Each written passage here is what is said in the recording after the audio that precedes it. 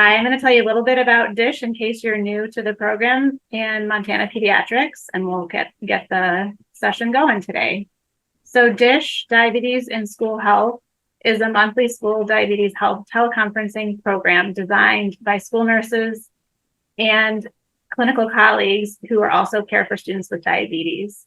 So I'm Allie Pollock, and I'm a pediatric endocrinologist, and sort of started this program in Washington and in Wisconsin, and it started in Montana thanks to Montana Pediatrics last spring. So Montana Pediatrics is a collaborative of the Montana-based providers who have come together to increase access to healthcare and health equity for all of Montana's children. In 2021, Montana Pediatrics engaged with the Helmsley Charitable Trust to support children with type 1 diabetes and their families. And so together, we've created Diabetes in School Health, or DiSH, for Montana.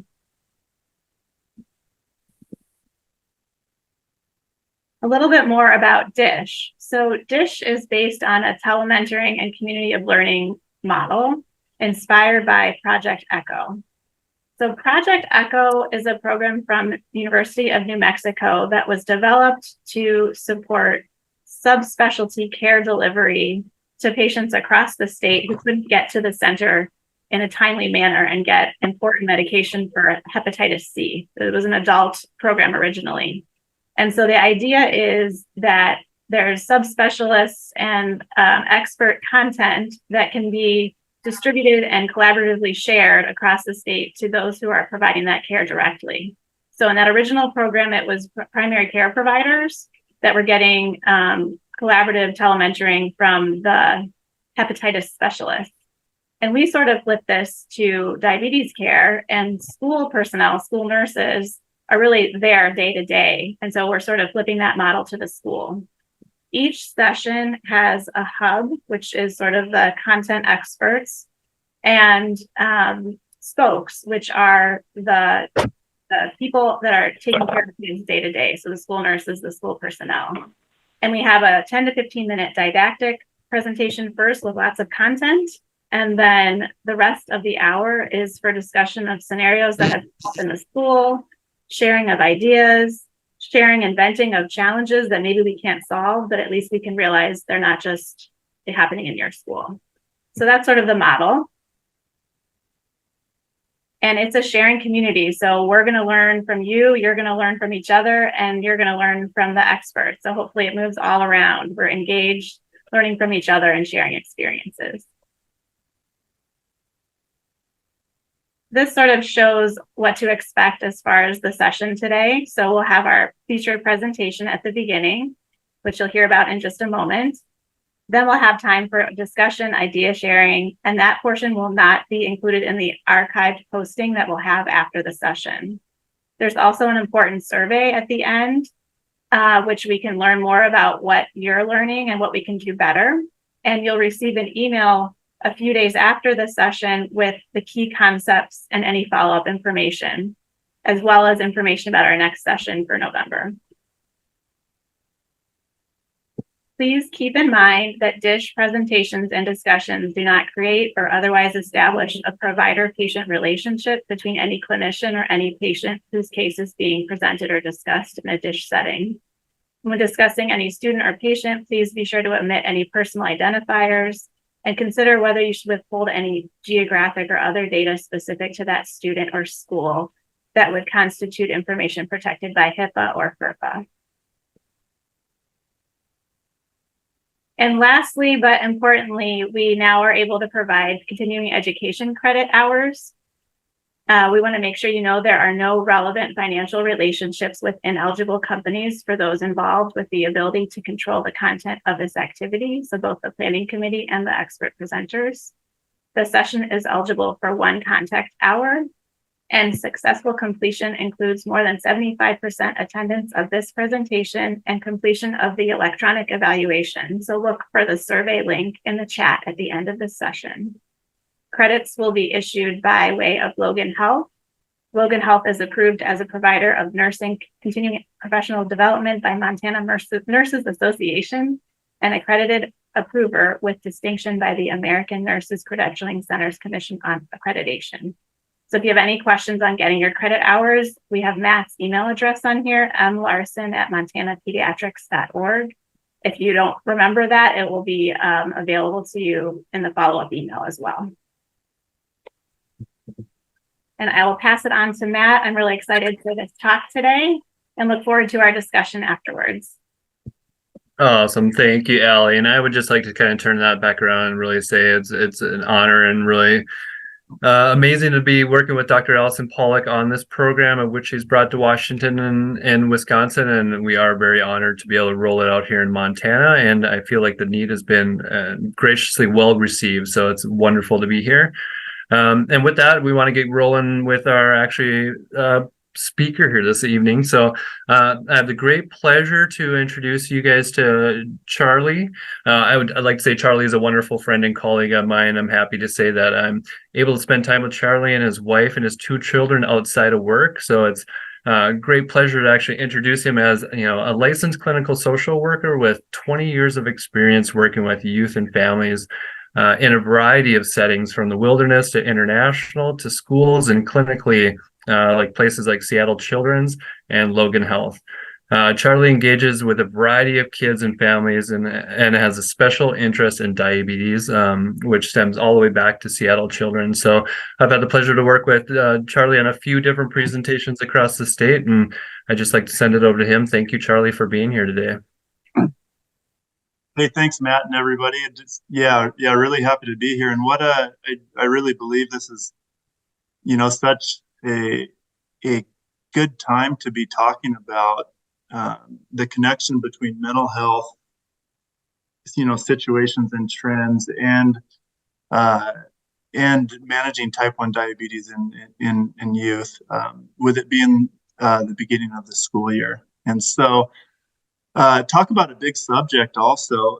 I'm going to do my best to hit upon 3 objectives here. The first one, identify current mental health trends in youth and adolescents with type 1 diabetes. The second, to identify challenges that can lead to mental health burnout in type 1 diabetes youth. And third, identify ways school nurses can help prevent crisis in youth and adolescents with type 1 diabetes. And I'd also just really like to say that in this presentation, I'm mainly going to be focusing on adolescents, focusing on the middle school years, on the high school years. I really feel like there are some very good supports built in those young elementary school years. And so with that being said, though, everything that I talk about will still apply. So let's bring ourselves back to our adolescence. I love this cartoon. There's a little brother or friend there saying, "What's it like being a teenager?" And the teenager's like, "Oh, it's okay." And he's like, "I bet it's cool." When in reality, we have a teenager that feels like they're up on the stage with a spotlight on, heart's beating out of the chest. You see acne, feels like they're in front of the crowd in their underwear. You see mom and dad there shouting at them, telling them what to do. They're carrying the whole world on their back. And then we think about what it's like to add managing type 1 diabetes. 24/7 job, never goes away. Everyone is monitoring you. And so many times you really feel like you don't have control over it. And so again, through this presentation, I really hope that we can just, if anything, build just an extra layer of compassion and empathy towards the young people and their families who are, supporting the young people and managing type 1 diabetes. So what is stress? How does stress in the very basic levels affect type 1 diabetes? In the last slide, it's safe to say that in those years, there are a lot of different stressors going on. When experiencing stress, our bodies, they prepare us for, an emergency. They prepare us by ensuring that we get enough sugar and energy to deal with whatever we have to deal with. The glucagon levels go up, insulin levels go down. which equals higher blood sugar levels. And man, it can be very difficult to manage, again, in just the best of circumstances. And so with these challenges, with these stresses, like what are we seeing as far as mental health trends? Diabetes distress, I really want to highlight this. When a person feels frustrated, overwhelmed, or defeated, directly related to diabetes. These are some big things that 1/3 of adolescents with type 1 diabetes can experience at any given time. A sense of powerlessness, feeling that no matter how hard I try with my diabetes, I will never be good enough. Negative social perceptions, feeling like I have to hide my diabetes from other people. Friends and family distress, feeling like my friends or family act like the diabetes police. Hypoglycemia distress, feeling that I can't ever be safe from the possibility of a serious hypoglycemia or glycemic event. Management distress, feeling like I don't check my blood glucose levels as often as I probably should. Eating distress, feeling that I don't eat carefully as I probably should. And again, 1/3 of adolescents with type 1 diabetes at any given time, I think about, it can be one student that might be on our radar that we know might need some extra support. We know might be struggling managing their type 1 diabetes. And then the next day, it might be someone who, when we look at a whole situation, they might not be on our radar, but they could, because on the surface, they may be managing their diabetes okay. But again, they can still be experiencing pretty significant distress. So just another kind of layer of compassion and empathy, lens to look through with the young people that you're working with in the schools that have type 1 diabetes. Mental health trends continued. Mental health conditions occur in approximately 33 to 42% of youth with type 1 diabetes, and this is pretty significant. It's a rate 2 to 3 times higher than their peers without type 1 diabetes. We see depression occurring in 11 to 27% of youth with type 1 diabetes. Anxiety occurring in 20% of youth with type 1 diabetes. I'm not an expert on the eating disorders, but it's still worth noting that girls can be almost 2.5 times higher with type 1 diabetes, and boys almost 2 times higher, rate with type 1 diabetes. So pretty significant trends there. With these stresses, with everything that adolescent, middle schoolers, high schoolers are managing and just going through on the basic levels of their life, and these the mental health trends, like what do we actually see as far as the levels, what do we actually see as far as the overall management in young people with type 1 diabetes? This is a pretty interesting statistic here, and I'll invite you all just to answer this in your heads. I'm curious, what percentage of youth and adolescents under the age of 18 meet the American Diabetes Association A1C goal of less than 7.5%? That's about 169 blood glucose level. Just take a quick second and I'll put it out there. What percentage of youth?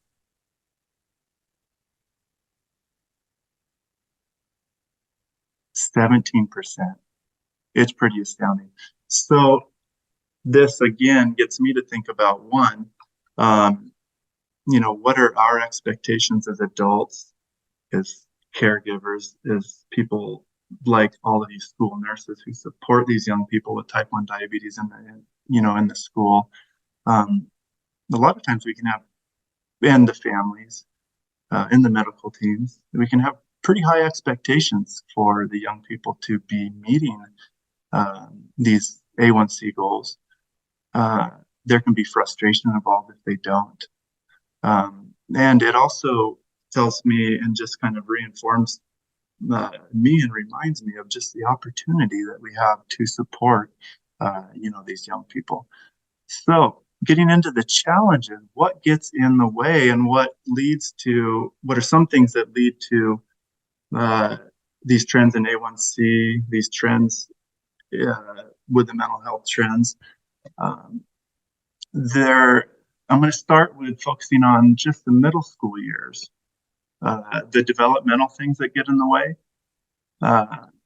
Thinking about early middle school, sometimes, I don't know, the ages of 10 to 12, just to throw out some numbers there. I have seen that they can actually be pretty successful years because they can be really on it, you know. They need feelings of autonomy, developmentally with their type 1 diabetes management in late middle school.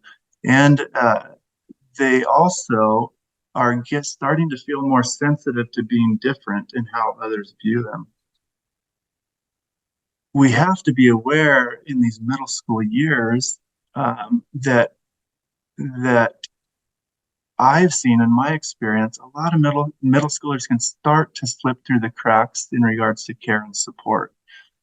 A lot of times we may feel like no news is good news. If we're not hearing anything, then they're probably doing well. Families can feel this too. Hey, if I'm not hearing anything from my son or daughter, okay, things are probably going okay.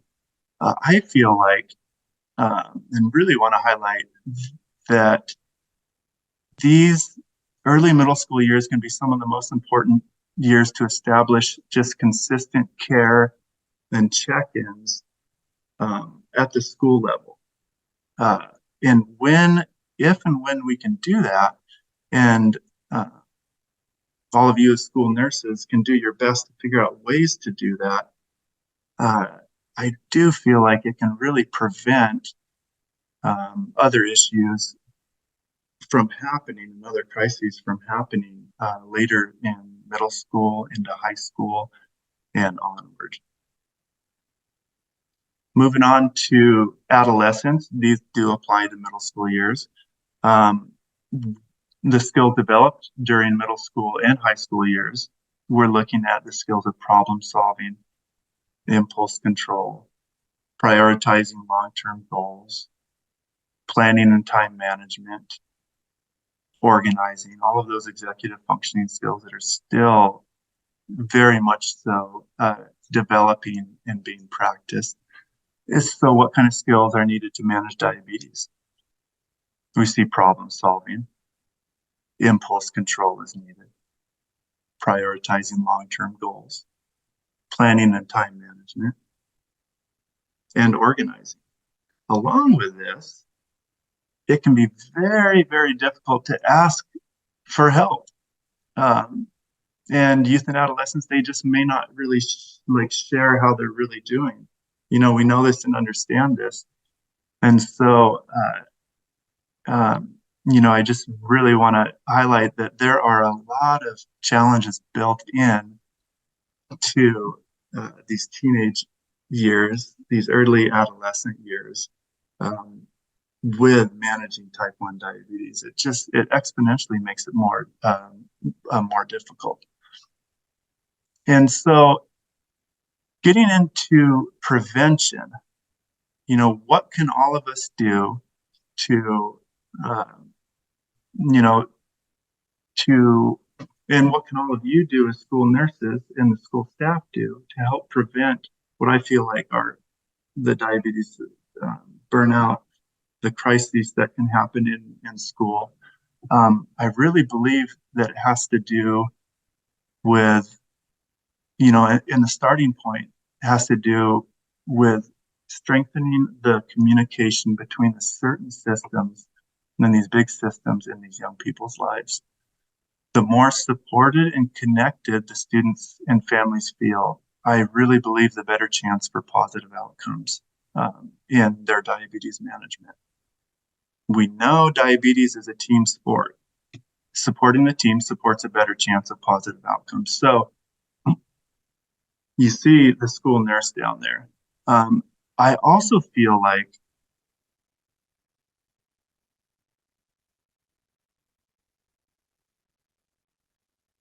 with type 1 diabetes, my approach is to do the same thing. I'm going to strengthen the communication with the student to see how they're doing. I'm going to increase my communication with the family to see how they're really doing, to see if there are things that they need. It could be the basics, financial.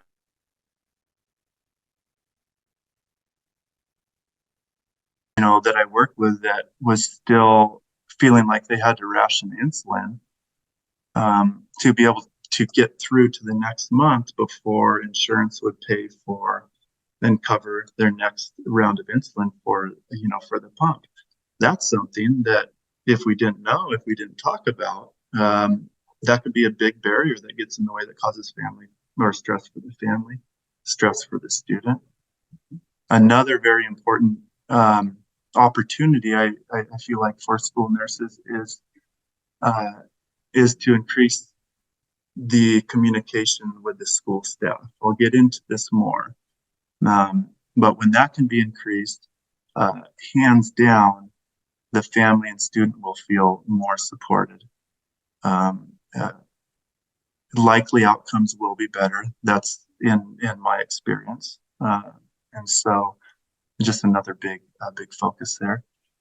And then also when it is needed, and I would say as far as prevention, getting this communication with a medical team established early on can just be a huge asset. If things start to get more challenging, you have that line of communication, and that will hands down be able to strengthen your approach in how to support the student, the family, in managing the type 1 diabetes.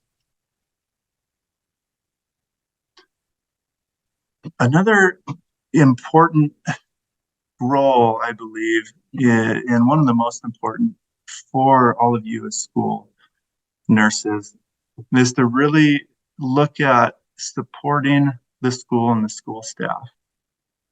Some of the biggest challenges that I've had, and Montana is a unique state in the sense that there aren't school nurses for every school district. Many of you, I'm sure, might be, and I saw someone introduce themselves as a school nurse that floats from kindergarten to 12th grade. And so with these variations in what can feel like support within the schools and medical support within the schools, I've really seen it affect the stress of families and the stress of the young people. As much as all of us and you as school nurses can provide awareness and education to the students' teachers and school staff, including coaches, substitute teachers. This is a hard one, but volunteers that, come in to help. I have one story of a middle school student who was playing football with type 1 diabetes, wore a pump. And he came to me in our session and he was like, Charlie, I had a really, tough time on the field because we had this volunteer parent coach come in, and help us at the football practice. And I was starting to run low. I could feel it. I wanted to be able to get up and go off the field to check and to, get a snack to figure out what I needed to do. But as I got up, in a very firm voice, the parent volunteer he likely felt disrespected, but he told the student to, kneel back down and stay out there. And so when we think about these middle school years and even high school years, we can't expect everyone to be able to push against that and advocate for themselves. So this student who was talking to me just said he just had to deal with it, and it ended up being a really unfortunate, situation. He didn't feel supported, parents didn't.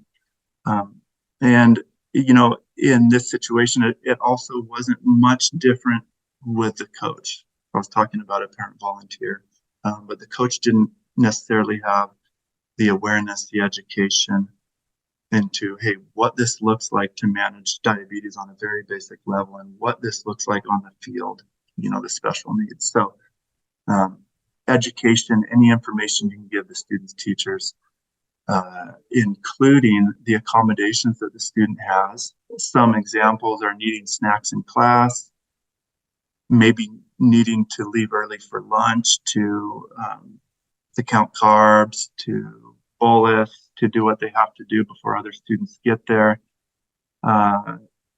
More frequent bathroom breaks are a common one. That if a teacher isn't aware of these accommodations, isn't aware of the basic needs, that can really cause challenges for a student who needs to take care of their diabetes. The ability to redo tests if blood glucose levels are running high or low. And like I was talking about, any special needs in sports.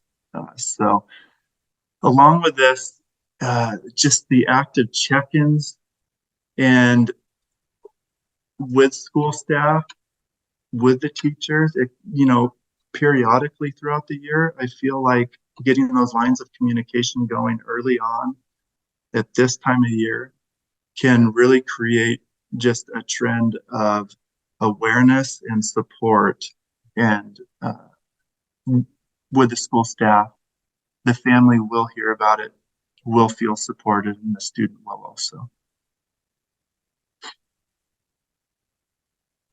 Supporting parents and caregivers, another just huge opportunity. School nurses, and all of you, live this.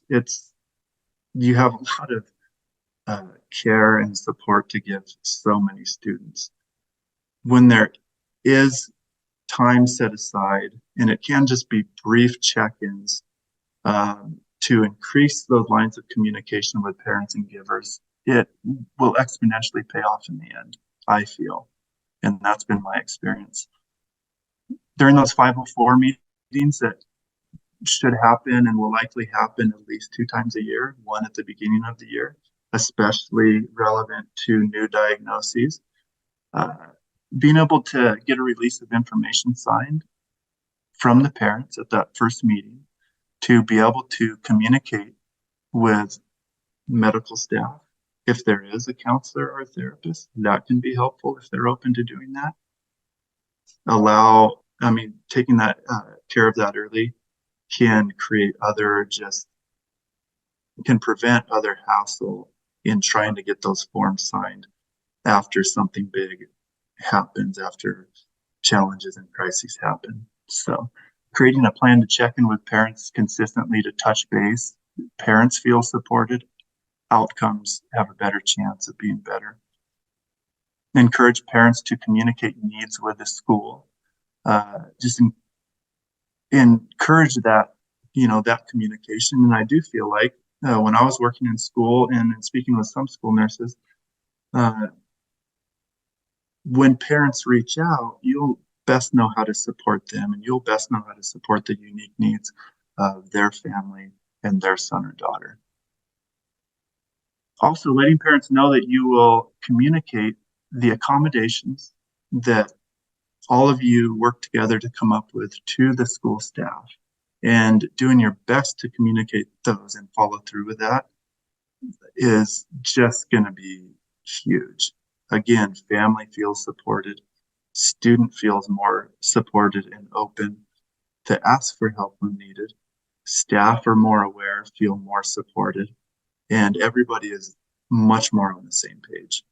So being able to focus on all of these things can help prevent more struggles and crises from happening, I believe. How do we support middle school students who are managing type 1 diabetes? Again, I would encourage consistent check-ins, especially at the beginning of the year, to assess what their needs are and to better gain a full picture of how the student is actually doing. Sometimes, if you can, even looking at, you know, looking at numbers so you're aware of how the student is doing, because sometimes we can just be flying by blind. And again, we will, I think by default, especially with a busy schedule, especially with everything you all are doing, by default, we can go back into that mode. No news is good news. As much as we can get out of that,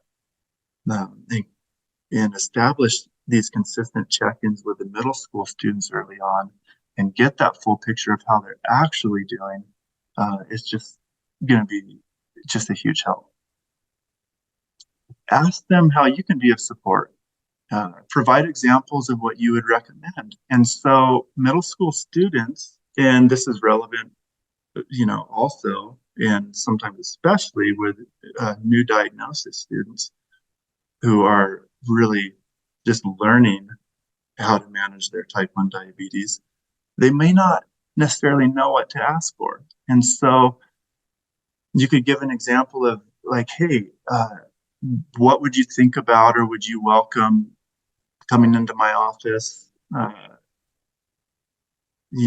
one time every week for this first month of school to, get my eyes on the carb counting, to be able to support you on giving yourself the insulin that is needed.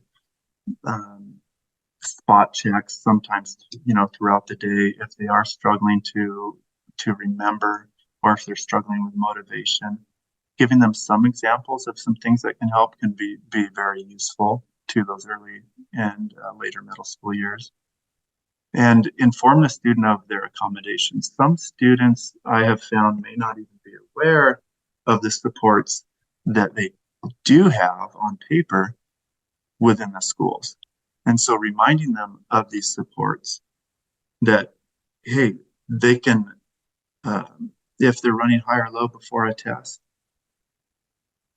you're able to redo the test. If you're running high or low within the class, you're able to have that communication with your teacher. Go use the bathroom if you need to have a safe, place to be able to make an adjustment, get a snack. Remind them of the accommodations, because in the stress of things, if they're managing a high or low, and they don't want other students to be aware of it in their class, they're sensitive to different, so many different things already, and they could be stressed just in general during the day, just managing the basics of middle school and high school. Remind them of those accommodations. Supporting high school students with type 1 diabetes, I do believe these apply also to the middle school students. Listen and encourage. Don't use fear to motivate. There's actually research that shows that students and adolescents who are managing type 1 diabetes, they're very aware of the risks of not managing it well. They're very aware and already concerned, about, what can happen if I don't get this under control. And so using fear to motivate, it can be counterproductive. Do you know what will happen if this, if this continues throughout your high school years, your young adult years? I feel like it's very relevant for parents also, and they can use that reminder. Help the students figure out what to do rather than tell them what to do. Don't praise numbers, praise behaviors. Ask the student how they would like you to be involved. Provide examples again, such as spot checks during lunch, if they're interested and open. Provide opportunities to connect with other students with type 1 diabetes. This may be some strategic communication between the parents to see if they're open to it, and then figuring out a way to make those connections in a safe and respectful way.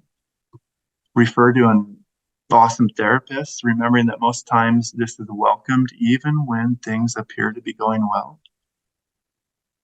I want to highlight that it doesn't take a therapist that necessarily has knowledge into what it takes to manage type 1 diabetes.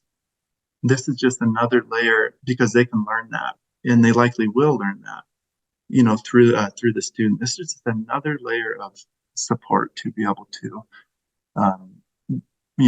provide and encourage. And in the end, remember that relationship, empathy, compassion, and non-judgment are the best ends to help. When we think about managing crisis and managing challenge, like challenging behaviors, this can be this can be very stressful for the student, for the parents, for you as school nurses who are supporting these students. The challenging behaviors we often see when it gets to be very challenging for young people. They may be dishonest or refusing to check blood glucose levels. They may just be avoiding it altogether. They're not taking the required insulin for meals, maybe sneaking food at home is a big one. Experiencing emotional outbursts, erratic blood glucose levels. I really encourage us to slow down and be able to remind ourselves that these behaviors are really signs of distress. They're signs that some system in this young person's life or multiple systems are struggling. Stay calm, ask yourself why. Do your best to work to support this system. This could be the student system. This could be, seeing how things are going in the classroom, socially, on the field, on the basketball court, seeing how all of those things are going, seeing how things are going in the family. If they're in need of extra support, if the parents, are aware of everything that's going on, increase those lines of communication. Look at this, the school system, the school staff, and then do your best. And we'll all do our best to support whichever system is in need of support. And again, when in doubt, like you all do very well anyway in your field of work, approach with empathy and compassion. Some resources I just want to highlight. You'll have access to them. We won't highlight it. We'll discuss and share.